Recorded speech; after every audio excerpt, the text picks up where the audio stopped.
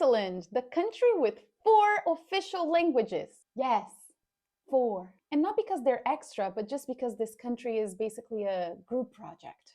So let's see the linguistic map of Switzerland, shall we? First, there's German, or better yet, the Swiss German dialect, spoken by around 62% of the population. German-speaking tribes moved into the Alps over 1,000 years ago, and by the time the Swiss Confederation was formed in 1291, most of the cantons were already going So yeah, the biggest linguistic region remained German-speaking. But no, it's not the same German as Standard German, and even between the many variants of the Swiss German dialects, sometimes even they can't understand each other. Yes, Valis, I'm looking at you. This is Romandie, the French-speaking West. These areas used to belong to the Burgundians and later to the Duchy of Savoy. Super French coded vibes. When these cantons joined Switzerland, the Confederation was like, yeah, you can keep your language, we're chill. And now, about 23% of the Swiss people speak French. Swiss French has its own characteristics, of course, but it's way closer to Standard French than their German counterpart. It's just like a variety of French, you could say. Here, you can find cities like Lausanne or Genève, where you'll be able to hear things like Je suis déjà à la gare, which in Switzerland means I've arrived 15 minutes early because of course I did. In the south, we got Italian. Sì, italiano. Spoken by around 8% of the country, mostly in the canton of Ticino, but also in parts of Graubünden. This region was historically tied to Lombardia, the northwestern province in Italy, but Switzerland took control of the region around the 16th century. And then they said, nice valleys. You can keep your Italian, mama.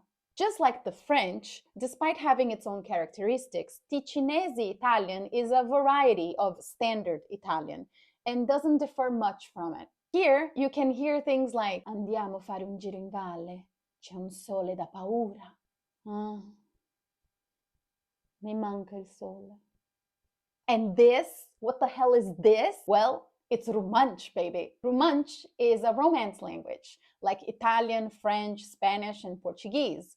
But only 0.5% of the Swiss population speak it, around 40,000 people, mostly in the canton of Graubünden. It comes from the Latin the Romans brought into the region around 15 BC.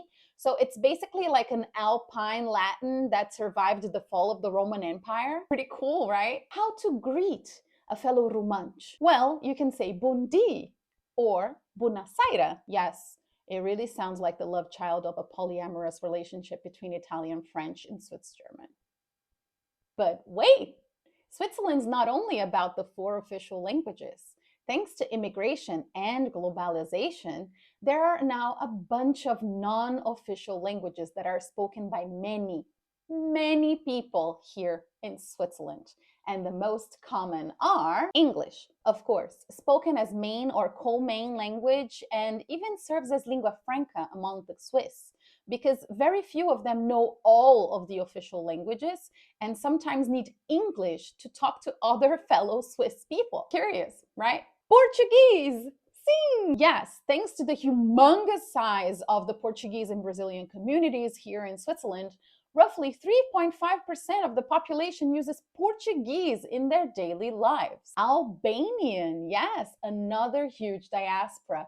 Especially in the German-speaking regions, you can find up to 3.2% of residents who speak Albanian every day. So yeah, 4 official languages, German, French, Italian, and Romansh, plus a whole bunch of non-official languages like English, Portuguese, and Albanian, all mixed together in day-to-day life. And yet, there's one word that can win any Swiss over at any region, at any time.